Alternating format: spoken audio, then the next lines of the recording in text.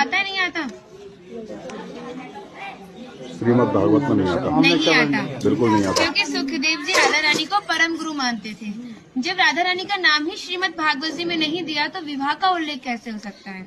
लेकिन श्रीमद् भागवत जी को छोड़ के 12 ग्रंथ ऐसे हैं जो हमारी लाडली जी के विवाह का उल्लेख करते हैं।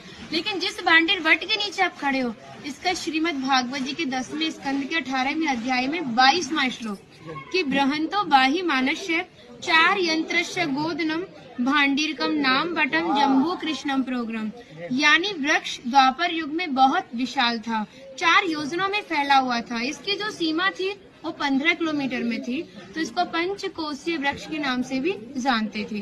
कान्हा जी इन्हीं के शाखाओं पर चढ़ के यमुना मैया को आर पार किया करते थे। मान्यता है कान्हा जी की जो 9 लाख गाय थी, दोपहर के समय इसी वृक्ष के नीचे बैठ के विश्राम करती थी। तो माता जो भी माखन, मिर्ची, रोटी इत्यादि प्रसादम में रख देती थी, सभी ग्वाल वाल एकत्रित होकर दोपहर का भोजन करते थे। और भांडीर वन में सबसे बड़ा विशेष पर इसी प्रसादी का बताया गया है, क्योंकि आप कभी किसी विवाह में जाते हैं तो बिना अन्न प्रसादी के नहीं आते। आप तो लाडली जी के विवाह स्थली आए हो। यहाँ पर जो दुर्वासा मुनि थे, जो दूब घास होती है उसी का रस पान करते थे। ब्रज की गोपियों ने इसी वट वृक्ष के नीचे उनको 56 प्रकार के व्यंजन खिलाए थे। यहाँ पर राधा कृष्ण में मल्ल युद्ध हुआ था, उसमें ये तय था कि जो भी हारेगा उसको भंडारा करना होगा। तो जब हमारे कान्हा जी हार गए थे तो ग्वाल वालों के साथ मिलके यहाँ पे भंडारा किया, उसी के नाम पर इसका नाम भांडीर वन पड़ा। यहाँ पर ब्राह्मण पत्नियों ने भी कान्हा जी को भोजन प्रसादी खिलाई है, और ठाकुर जी ने ब्रजवासियों से ये टुकड़े मांग के पाए थे, तभी नाम दिया था इसका मधुकरी। मांग के पाना मतलब मधुकरी। तभी शास्त्रों में ब्रजवासियों को अपना हृदय बताया और कहा कि जब तक ब्रजवासी की कृपा नहीं होगी, ठाकुर जी की कृपा बहुत दूर की बात है।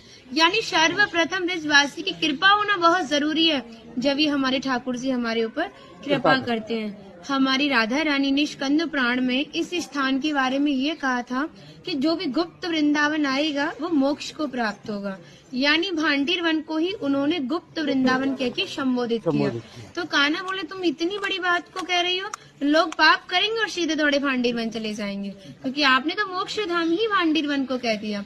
तब हमारी लाडली जी ने कहा नहीं कान्हा, मैं जिस पर विशेष कृपा करूंगी, जिसके प्रति मेरी भक्ति भाव दोनों सच्चे हैं और भक्त मेरी शादी में उपस्थित है।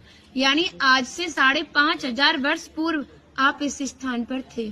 मनुष्य तो कोई था नहीं, तो अपने आप को कीड़े मकोड़े, घास फूस, पतझड़ इत्यादि अपने आप को मान सकते हो। जो भक्त उनकी शादी में उपस्थित था, वो भक्त कई बार वृंदावन आएगा, जब जाके गुप्त वृंदावन आएगा, और डायरेक्टली नहीं, किसी न किसी के माध्यम से। इस स्थान तक पहुंचने के लिए माध्यम का होना बहुत जरूरी है, और सारा श्रेय भी माध्यम को जाता है, क्योंकि माध्यम ही हमें ऐसे दिव्य स्थान पर पहुंचाता है। और जो भी भक्त भांडीर वन में प्रवेश करेगा, प्रवेश करने से जो कान्हा ने 14 लीला भांडीर वन के अंदर की हैं, उनके दर्शन मात्र का फल प्राप्त होगा। और जो भी यहाँ की एक किनका प्रसादी पाएगा और एक रात्रि निवास करेगा, वो इस ब्रज गौलोक धाम से वैकुंठ गौलोक धाम को जाएगा, क्योंकि जो हमारे ठाकुर जी ने गौलोक धाम को इस 84 कोष में ही बांटा है। आप यहाँ पे जो भी दर्शन करोगे वो प्रकृति की देन के हिसाब से और मानव निर्मित दर्शन है, लेकिन आप गौलोक धाम में जो भी दर्शन करोगे वो ठाकुर जी के हिसाब से है। जैसे गर्ग संहिता के 6वें अध्याय का नाम है गौलोक खंड, आप उसका अध्ययन करोगे तो भांडीर वट का एक दिव्य वर्णन का अध्ययन करोगे।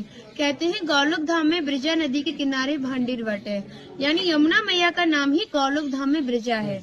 तो यहाँ पर भी आप एक भांडीर वट के दर्शन कर रहे हो। कहते हैं लोकनाथ प्रभु जी ने कहा है कि अगर भक्त इस भांडीर वट का दर्शन कर ले, दर्शन मात्र से, स्पर्श की तो बात बहुत दूर की बात है, दर्शन मात्र से ही उसे दोबारा गर्भ में जाना नहीं पड़ता। यानी भक्त 84 लाख योनियों से मुक्त होकर मोक्ष को प्राप्त करता है। और राधे